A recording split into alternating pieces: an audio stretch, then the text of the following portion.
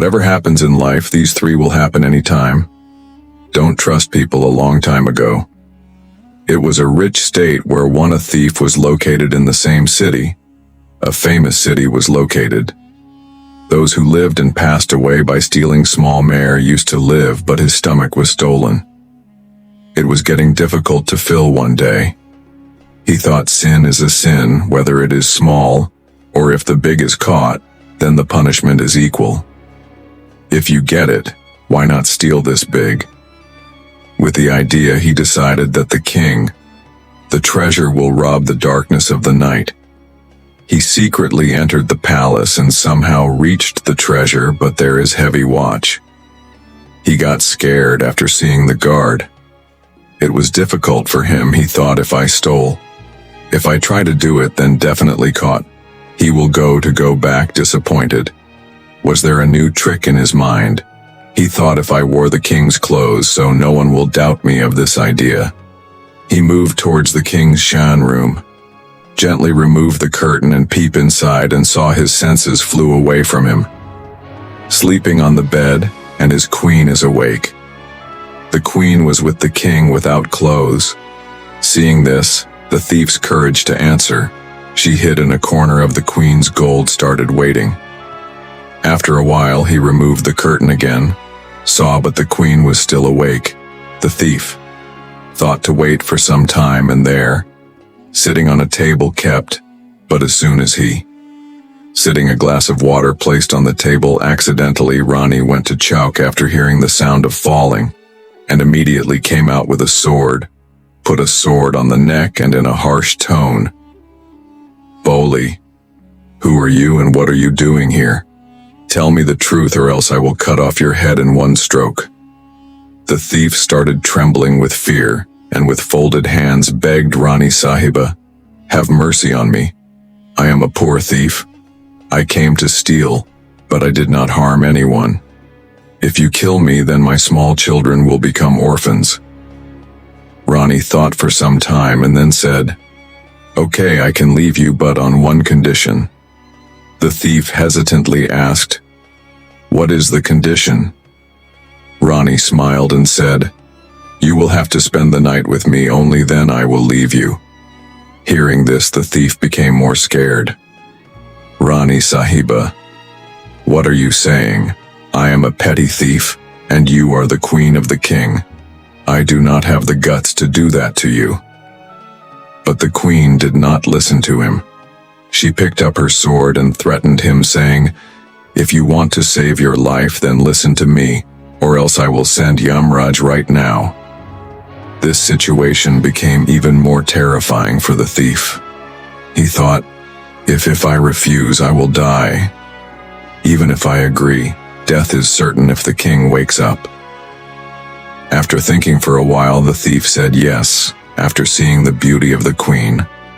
The thief and the queen were both sleeping on one bed. The queen was quenching the fire of her lust. The thief found a way to escape and said, "Queen Sahiba, give me 5 minutes." The queen gave permission. The thief slowly moved towards the door, and as soon as he got the chance, he ran out.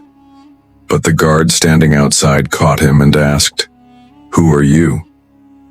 The thief told the whole truth in fear. The guard laughed coldly and said, "If you love your life, then listen to the queen." The thief had no other way left.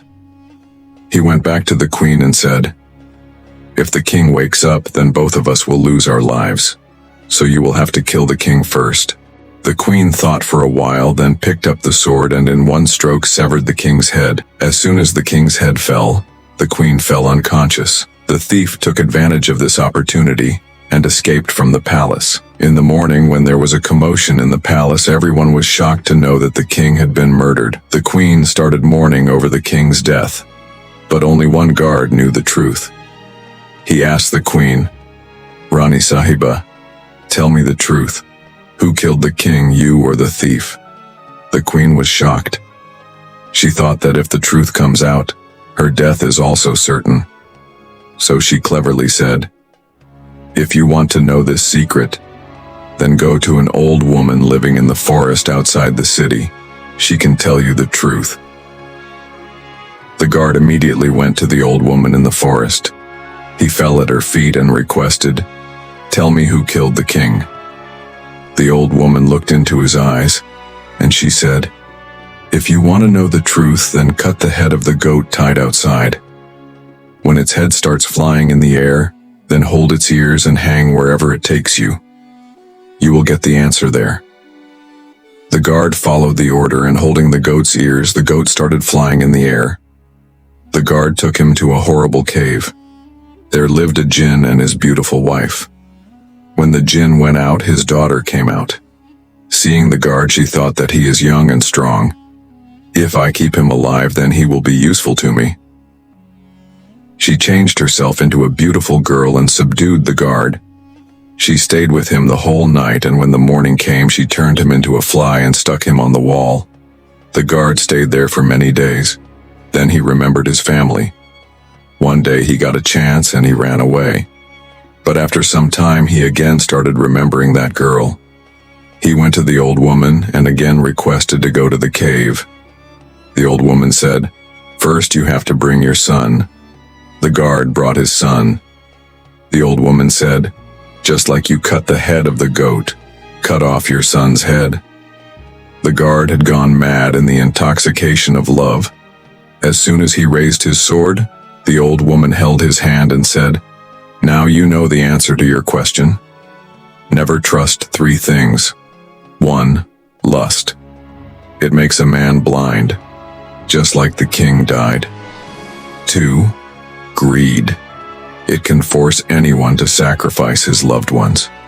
3. Love. It takes a man to the door of death."